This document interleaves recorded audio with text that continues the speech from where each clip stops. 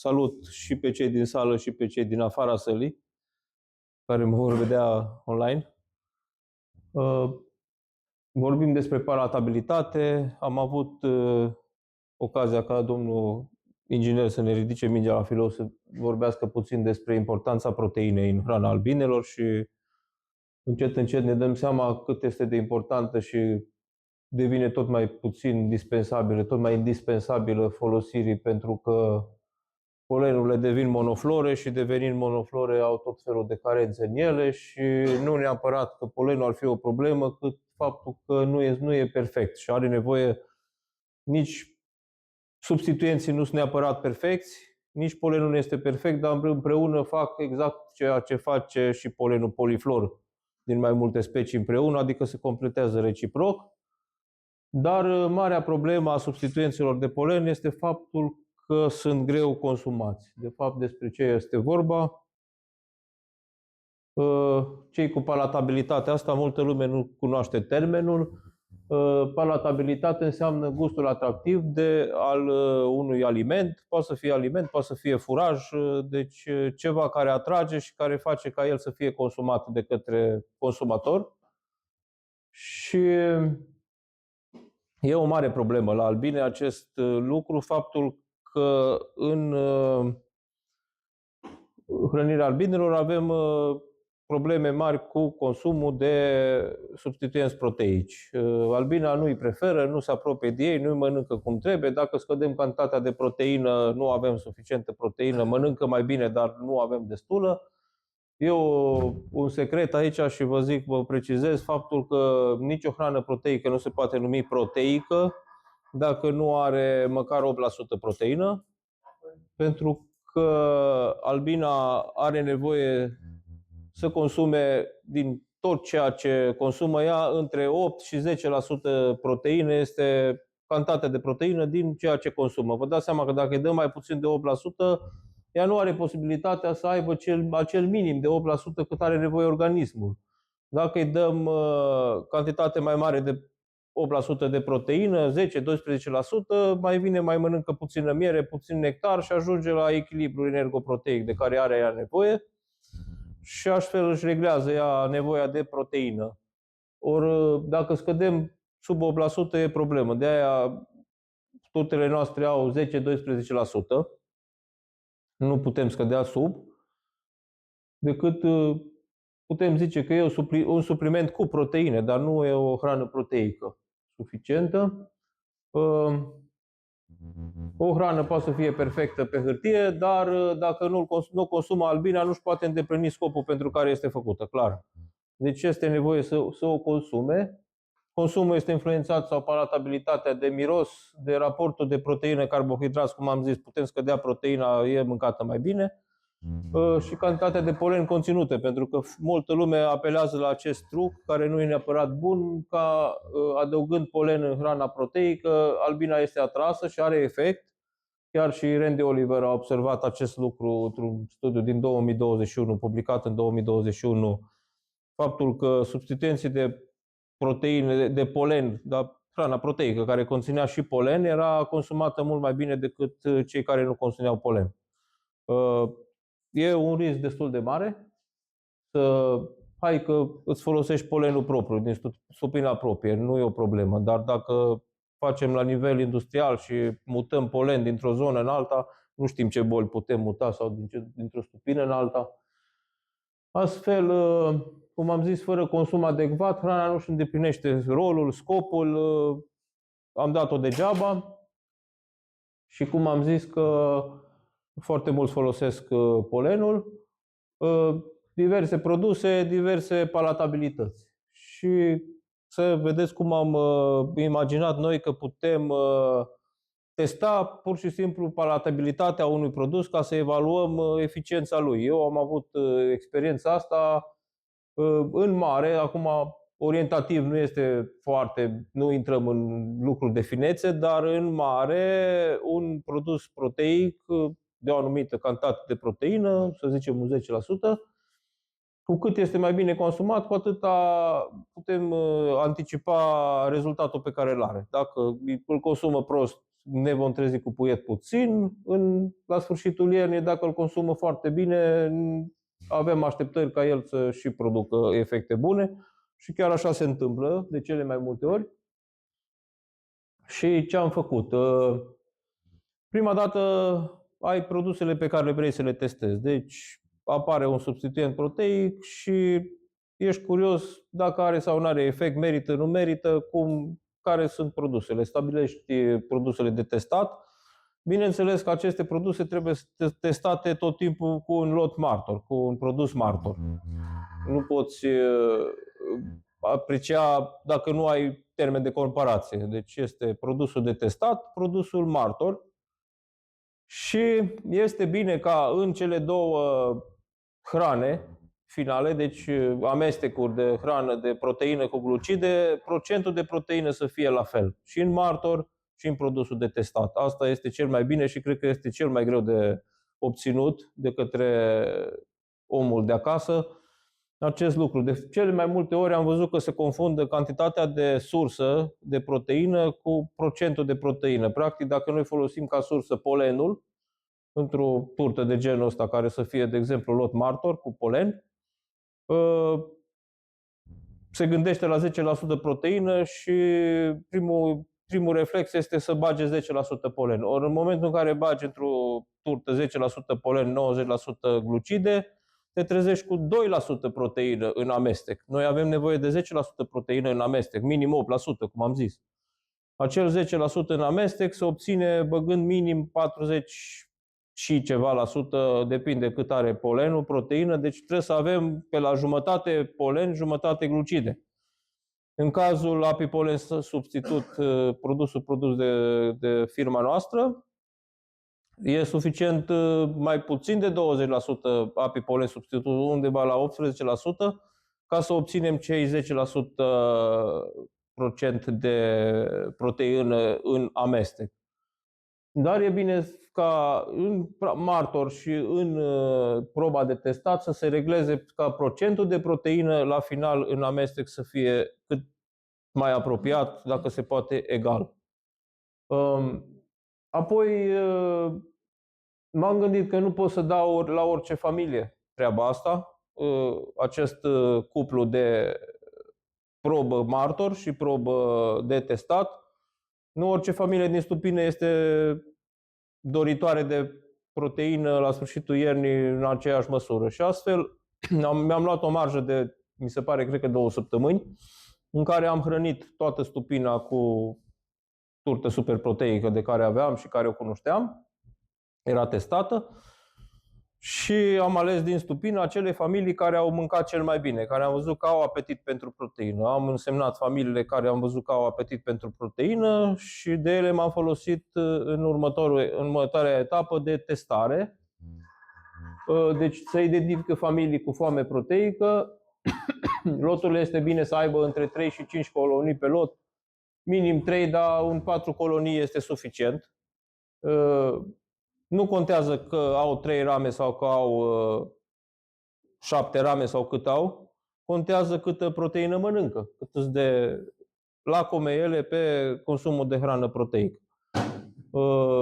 Undeva la 3, cum am zis, 3-4 colonii, 5 colonii maxim pe lot e suficient și se face o cântărire, o dozare a turtelor care se folosesc, atât a martorului cât și a turtei de testat, ca ele să aibă greutate egală, dacă se poate toate să aibă la fel. Dacă nu avem așa cântari de asemenea acuratețe, putem nota pe turtă câte grame a avut, să știm de la ce pornim, că la urmă, după ce mănâncă, nu mai știm cât am mâncat. Să știm cantitatea cu care pornim. E un exemplu pe care vi-l voi prezenta în continuare. Am avut turte de 250 de grame, grosime cât mai apropiată. Și pentru fiecare colonie se pune o turtă de testat și o turtă martor. Acum este bine dacă avem un număr par de familii, la una să fie martorul spre ordiniș, la una să fie martorul în spate. Pentru că am văzut și treaba asta că ușor e o foarte mică diferență, dar e o tendință ca proba dinspre ordiniș să fie mai bine consumată decât cea din spate. Dar așa, alternând între familii, putem compensa și acest neajuns. ambalate într-o folie care să nu poată fi distrusă de albine și am executat secțiuni, adică niște găuri rotunde în cazul nostru, dar putem face și cu liniarul, niște perimetre să fie toate secțiunile egale la toate probele. Vedeți secțiunile pe care le-am făcut rotunde cu un șablon. Așa, am amplasat perechea de turte cu secțiunile cât mai apropiate, adică lipite una de alta și aceste secțiuni să fie deasupra ghemului. La mijlocul ghemului să fie cele două secțiuni puse una lângă alta. Așa? Cum am zis, numărul de stup cu probă martor spre ordiniș să fie egal cu numărul de stup cu probă de testat spre ordiniș. Și am urmărit zilnic consumul pentru că nu știm când se termină. Ideea este ca să nu ajungem chiar să se termină nici măcar una dintre probe, să fie bine consumat din ea, dar să oprim experimentul înainte de final, înainte de a termina vreuna dintre cele câte avem probe de testat. Așa, înainte de finalizarea primei turte, dacă ele mănâncă foarte repede, se poate și după 1-2 zile. După 2 zile să ne trezim că au terminat cele 250 de grame sau sunt aproape de final. Și ne oprim, cântărim fiecare probă, facem socoteala, vedem cât am mâncat din fiecare. Și avem și loturile, nu ne bazăm pe o singură familie niciodată, minim 3 familii pe un lot, în așa fel încât să vedem dacă se păstrează aceeași tendință între familiile de pe un lot. Noi ce am făcut în 2023 am conceput acest tip de experiment și care eu zic că este destul de bine conceput științific și cu mare acuratețe încât poate să fie preluat și de către oricine altcineva să-l repete în condiții proprii. Am avut 4 produse artizanale pe bază de înlocuitori de polen, deci pudră, care trebuia să o amestecăm noi cu glucide, cu partea glucidică. 3 produse gata de utilizat de tip PETI din comerț. O formulă artizanală pe bază de polen monoflor, că am vrut să avem și martorul natural, varianta de polen. Și proba martor, ce am avut noi, apipolen substitutul. Deci proba ori nu neapărat PETI sau Candy, în funcție de proba de testat la care a vrut să ne raportăm, de caracteristicile ei. Deci tot timpul am folosit aceeași bază de carbohidrați între proba de testat și proba martor folosite la aceeași familie sau la același lot de familii. Astfel au rezultat 8 loturi de cu câte 3 colonii pe un lot, cu turte de 250 de grame, deci 8 ori 3 au fost 24 de colonii în total. Asta înseamnă 24 de probe martor și 8 feluri de câte 3 probe de testat, în cazul nostru. Deci e foarte ușor de făcut greșeala să nu ai suficiente probe martor, în cazul în care te apuci de treabă. Și am evaluat consumul după 5 zile, iar așa cum am zis, în cazul nostru nu e o perioadă standard de 5 zile. Eu în fiecare zi m-am dus și am desfăcut podișoarele să văd cât s-a consumat din ceea ce am așezat acolo. Așa au arătat probele în ziua în care a trebuit să fac cântăririle respective, când m-am apucat să cântăresc probele. Rezultate variabile, am avut un consum maxim de 158 de grame de produs consumat din 250, cu cât am pornit. Era un produs comercial și un minim de 9 grame consumat, iar așa o formulă comercială, dar și un amestec făcut din pudră. Iar PETI-ul cu polen a fost consumat în medie de 33 de grame pe familie, dar să vedeți ce fel de produse am testat. Primul produs a fost o pudră din Spania, la care producătorul a recomandat ca în final să avem 5,75% proteină în produs. Deci ăsta deja este un produs cu proteină, nu este un produs proteic. Nu poate să satisfacă nevoile proteice ale unei familii dacă nu are și altă sursă de proteină. Am mai avut tot așa un Candy din Spania cu 5%. Îl vedeți la 5. Să vedem dacă merge aici la 5. Am avut polenul la care l-am dozat la 12,5% proteine, la fel ca în patty. O pudră din America, din USA, tot așa 12,5 ca și patiul nostru. Pudră din Spania 12,5. Un patty din Spania cu 16,3% proteină. Am ridicat proteina la patty-ul nostru la 16,3 să fie la fel. Un patty din Spania cu 2%. Aici cred că era Candy cu 10%, că aici scrie Super Protein Patty, dar cred că era Candy cu 10%, care este și comercial 10,5%. Ce este interesant, că am avut un produs comercial, produs direct din Spania, cu 3% proteină. Nu știu dacă îl vindeau ca proteic sau nu, destul de moale. A trebuit să facem un candy cu 3% proteină. Avem aici consumurile, dar oricum trecem la un grafic mai departe. Și diferența față de procentual cât s-a consumat din turtă față de cele 250 de grame cu care am pornit. Și aici avem pe exprimat așa media pe lot în grafice. Ceea ce am constatat este că a fost și pentru noi am vrut să ne verificăm practic prin treaba asta. Am constatat că produsul nostru, așa, mersi. Produsul nostru Super Protein Patty, dar de fapt apipolen substitutul era ceea ce am testat noi, are o palatabilitate foarte bună și palatabilitatea a depășit inclusiv palatabilitatea polenului. Nu mai știu care este lotul cu polen. Al doilea. Deci îl vedem. S-a consumat 33%, la asta am avut dublu consumul la apipolen substitutul nostru, o viteză mult mai mare de consum, inclusiv față de polen. Și singurul produs care ne-a egalat sau poate ușor ne-a depășit este acel produs cu 3% proteină, care bănuiala mea este că și din cauza faptului că era foarte moale, a fost preluat repede de albine și inclusiv consistența era mai moale decât a candiului nostru și a mers mai bine.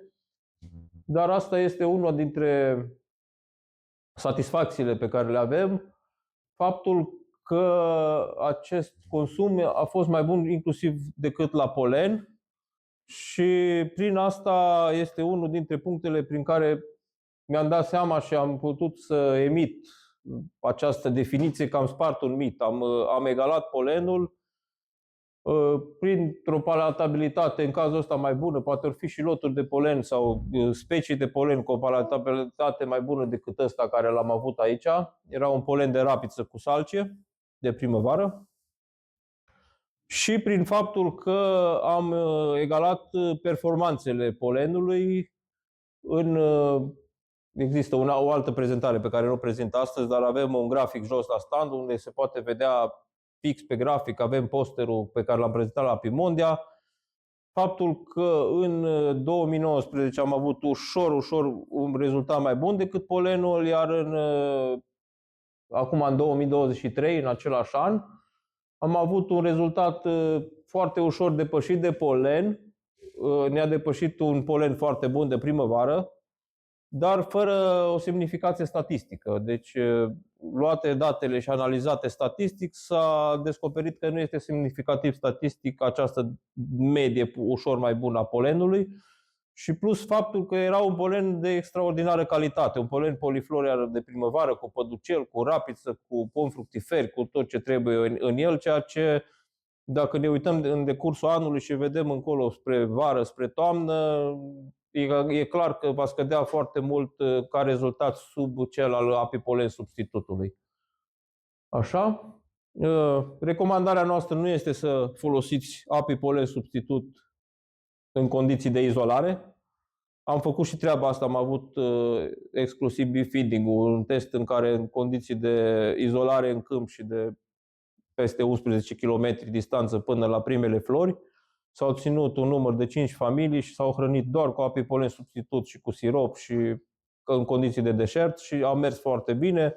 Familiile de la 1,5 kg au crescut până la instinct de roire, doar pe bază de apipolen substitut, și asta ne-a dat confirmarea că este un produs complet și asigură toate nevoile nutritive ale familiei de albine. Totuși, nu recomandăm să faceți treaba asta și să hrăniți doar cu apipolen substitut. E nevoie de ambele, de un coles de polen suplimentat cu apipolen substitut și împreună fac ca un polen foliflor sau ca un polen chiar poliflor de primăvară, un polen foarte bun.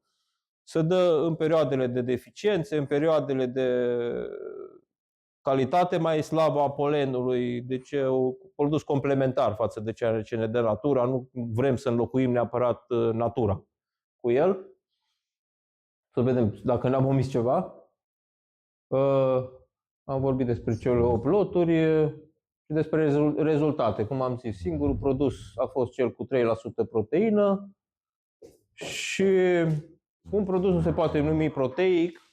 Deci aici am avut 3 cazuri, 2 pe la 5%, 1 la 3%, dacă nu are minim 8-9% proteină brută. Asta e clar, pentru că albina în hrana ei, dacă avem 8% proteină brută, practic nu mai are loc să mai mănânce și nectar sau miere sau orice altceva, pentru că în momentul ăsta strică echilibrul și se caranțează proteic. Avem nevoie să depășim puțin. Acum există și curentul de a băga 15-20% proteină. A venit o idee de prin America, eu știam de 10-15%, până la urmă palatabilitatea cea mai bună este cu 10%, dar patiu cu 12,5% are totuși anumite avantaje, în sensul că nu intră în faguri sub nicio formă și nu contaminează deloc mierea, nectarul cu apipolen substitutul. Și al doilea avantaj este că vara nu curge sub nicio formă, oricât de însorit ar fi capacul stupului și oricât de lipsit de izolație. Deci astea sunt cele două mari avantaje pe care le are patiu, cu 12,5%, dar având 12,5%, trebuie neapărat, în momentul în care se hrănește cu patii, să existe o sursă de nectar, de sirop, de turtă glucidică, de ceva glucidic pentru a-și realiza albina acel echilibru energoproteic. Altfel riscăm ca patiu să se usuce și multă lume se sperie că i s-a uscat patiu, dar greșeala este că nu are albina suficienți carbohidrați în același moment în care ia acel patii. Deci cel mai bine consumat este cel cu 10%, cu toate că poate în mintea unora este prea puțină proteină 10%, dar cum am zis, am văzut produse care au fost promovate ca fiind proteice și ele au poate 5% sau, ca în cazul nostru, eu știu, 3% sau așa proteină. Vă mulțumesc pentru atenție și aștept discuții, întrebări.